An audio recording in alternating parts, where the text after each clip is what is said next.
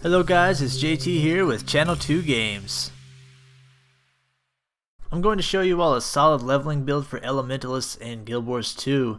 The number one complaint I hear when people talk about this profession is that it's too squishy. This just isn't true. With the right skills and trait line, the Elementalist can be a great leveling profession. First, let's start out by talking about weapon choice. For solo or small group leveling, I prefer the Scepter main hand with Dagger offhand. This weapon combination has great damage output and also good stealth heals and enemy control. The fire attunement for this build has really good burst damage and might stacking. Your three big hitters in this attunement are Dragon's Tooth, Phoenix, and Fire Grab. Dragon's Tooth and Phoenix are blast combo finishers, so when used with another blast such as Arcane Wave, you can get 9 stacks of might at the start of a battle using Ring of Fire, which is your fire combo field. So let's go ahead and do that. So here's the Ring of Fire, Arcane Wave, Dragon's Tooth, and Phoenix. As you can see right there, we've got 9 nice stacks of might for about 20 seconds. That's going to be a lot more increased outgoing damage.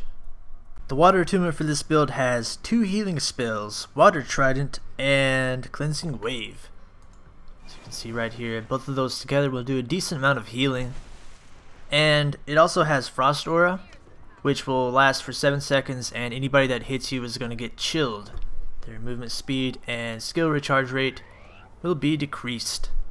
Shatterstone is also a decent damage ability. It's a small AoE and it'll put vulnerability on your enemy. And it'll also do some decent damage. The Air Attunement has an instant lightning strike, a blind with blinding flash, a charge ability called Ride the Lightning, and Updraft, which knocks down your enemy and gives you swiftness, which is pretty nice.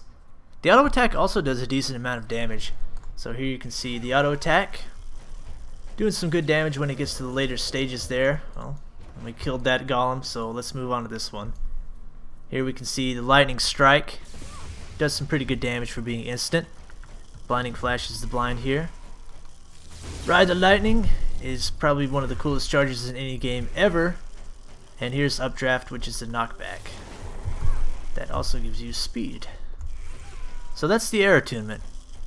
Last but not least, we have Earth Attunement. Rock Barrier is a decent armor increase, and when used offensively can do some pretty good damage.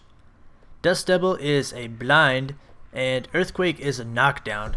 The great thing about this build is that it has great control because it has 2 blinds and 2 knockdowns. The last ability is Turning Earth, which is a very powerful AoE. The only bad thing is it kind of has a long cast time. So now let's get to the utility skills, then I will explain the trait line. Signet of Restoration is my heal of choice with this build. You'll be casting a lot of spells, so the heal on cast is great. The 3 utility skills I chose for this build are Armor of Earth, Mist Form, and Arcane Wave. Armor of Earth and Mist Form are cantrips that will really help you with staying alive while leveling. Armor of Earth breaks stun and gives you stability and protection for 8 seconds. It's really nice for survivability.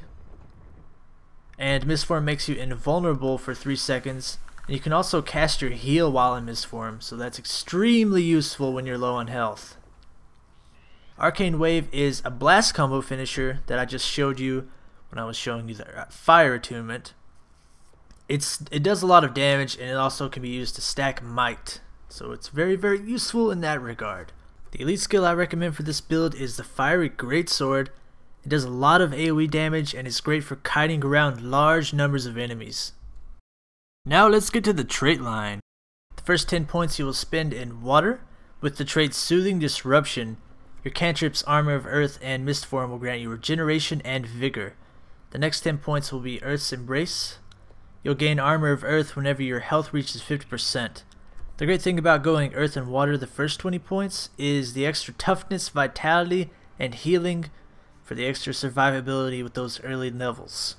The next 10 points, you'll get Internal Fire for 10% more damage in Fire Attunement. This is very useful because Fire Attunement is your strongest for dealing damage. And you're going to be doing well after these first 30 traits with the extra survivability and the 10% more damage in fire. So the next 40 talents will be used to fill in the water and earth traits for maximum survivability. In water, the traits Cleansing Wave and Cleansing Water will make it so that conditions fall off you before they can really do any serious damage. And the talent Strength in Stone, or Strength of Stone, will increase your damage while in earth form, and Written in Stone will let you maintain the passive effect of your Signet of Restoration while it's still activated. So while the actual talents are great in earth and water, the real reason you're going 30 into each tree is for the extra toughness, healing, and vitality. And the extra condition damage is great also. One thing you'll learn early on leveling an Elementalist is that the damage is still there without power stacking. It's all about staying alive. So that's going to be it for this leveling build, guys. I hope this helps you all out. For those of you that want to learn more about the basics of Elementalists, check out my video here. Thanks for watching.